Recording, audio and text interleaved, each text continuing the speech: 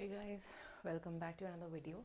And in today's video we will be studying further the topics that we have studied in the last video. In this video we will be studying about the modes of external respiration. How is the external respiration taking place? Because in our body, which type of respiration is taking place? Internal respiration. Internal, why? Because in this oxygen is going inside our body and releasing energy in the form of ATP plus H2O plus CO2.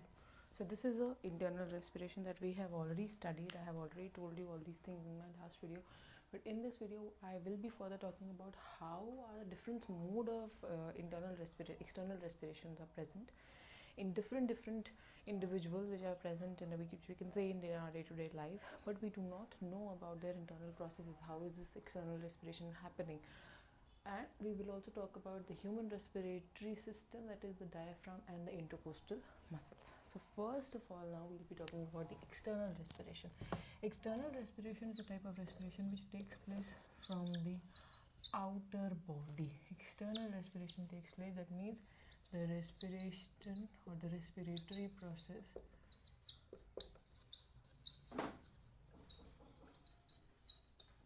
from the outer body, right? It is taking place from the outer body. For example, in case of earthworms, you might have seen earthworms in your daily life. Earthworms are very tiny structures, but yeah, they are easily visible through your naked eyes. You don't require a microscope for it.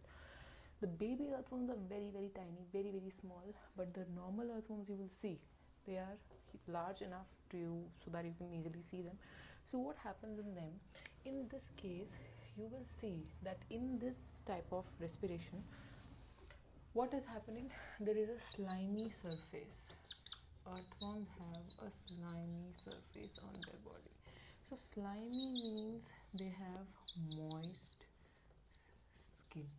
If moist skin is present, that means it is very soft and moist in order to provide the process of diffusion. Here what is happening? Oxygen from outside, suppose this is the moist skin of earthworm,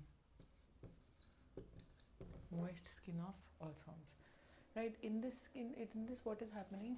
The oxygen amount will go and diffuse through this membrane, which is very moist, and so that which easily provides a large surface area in order to increase the surface area for the oxygen absorption. Now what will happen in this video? Oxygen will move inside through this surface, and here what is happening? Here internal body parts are present. Oxygen will reach here, and thus this is how this is known as cutaneous respiration. This is known as cutaneous respiration. Right guys, I am erasing the board now.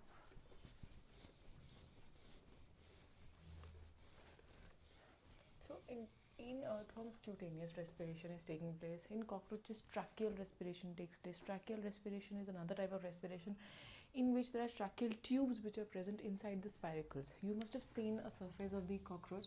In the surface of the cockroach there are tiny surfaces, tiny openings. These openings are called as spiracles. Now these spiracles are doing what? These are small pore-like structure, the openings-like structure which are present openings which are present on the surface. Let me just change my marker. Right, so these are the spiracles. Now what is happening here? These spiracles are small openings. What they do, they will take in the oxygen present in the outer environment. This oxygen is present in the outer environment. So oxygen will go inside. Now what is happening here? Tube-like structures are present just below the pores or these spiracles. So what will happen? Oxygen which is coming inside the body through this membrane, through these spiracles, this oxygen will reach here in these tubes, and then they will reach the body cells. So these tubes are known as tracheal tubes, and the process is known as tracheal respiration. I hope you guys are understanding why are these processes not included in internal respiration, because internal respiration is a total different process. In that, what is happening, the oxidation of the food which is present inside the cell is taking place. But here what is happening in cutaneous respiration, it is taking place with the help of moist skin which is present, or the slimy skin which is present on the surface of the earthworm. But in this case, what is happening, that was cutaneous respiration in earthworms. This is cockroach. In cockroaches, what is happening, tracheal tubes are present, and through these tracheal tubes, tracheal respiration is taking place. Now what is happening in tracheal respiration, I've already told you that spiracles are present on the top. Spiracles are small opening like structure which is present on the top of the cockroaches, and these openings are helping to exchange the gases. Oxygen is going inside through these spiracles.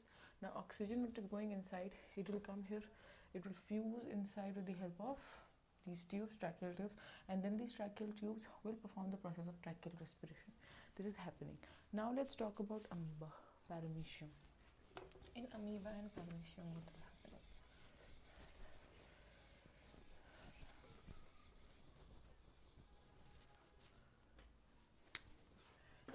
In amoeba and in paramecium, in these two cases, exchange is taking place by general body surface. By general body surface, the exchange of gases is taking place, that is by the help of diffusion. Easily the process takes place. Easily the respiration is taking place in these cases, right? The oxygen, for example, this is somewhat, if I'm drawing something like this, so what is happening, this is the general body surface. Through this body surface, oxygen will be taken in. Oxygen is taken in and CO2 is given out, right? In case of plants, we know that stomata is present. Stomata is a structure which is made up of two guard cells. What is this present? This is known as stoma or stomatal opening, and these two are the guard cells.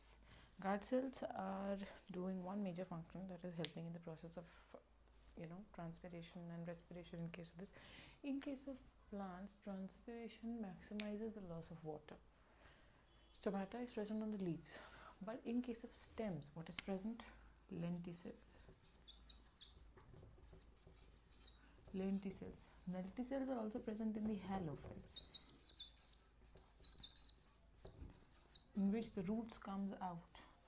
They are also called as the breathing roots.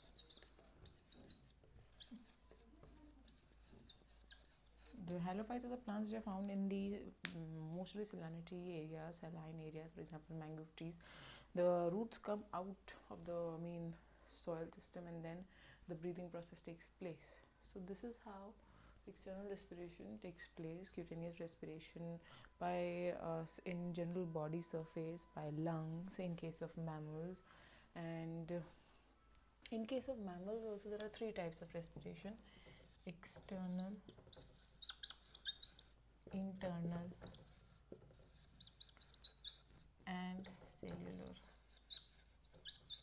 So if you are not able to understand these three things, so I think it's a waste of time totally. So what you have to do, you have to first understand what these three terms mean.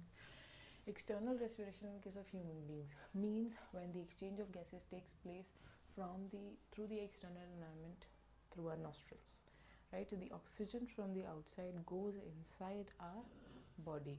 Is case of the external respiration. Internal respiration, when it goes from the nostrils to the body, inside our body. In cellular respiration, what is happening? The air which is present inside our body now goes to the cells and releases what you have to do, it emits oxygen, CO2, energy and some water. Energy in the form of ATP. So this is happening in case of human beings. External, internal and cellular respiration. 3 types of respiration is taking place, and I have already told you the difference. And modes of diaphragm and intercostal muscles, guys, will be studying in the next video. So stay tuned for the next video, and I hope you guys liked the video, enjoyed the video, and understood the concept. Isn't simple. It was a very simple video about the plants and animals. How is the external and internal respiration taking place? So do subscribe to my channel, like the video, guys, and comment down below if you have any doubts, any tips regarding whatever we should need to do, or anything you want to ask me. Thank you.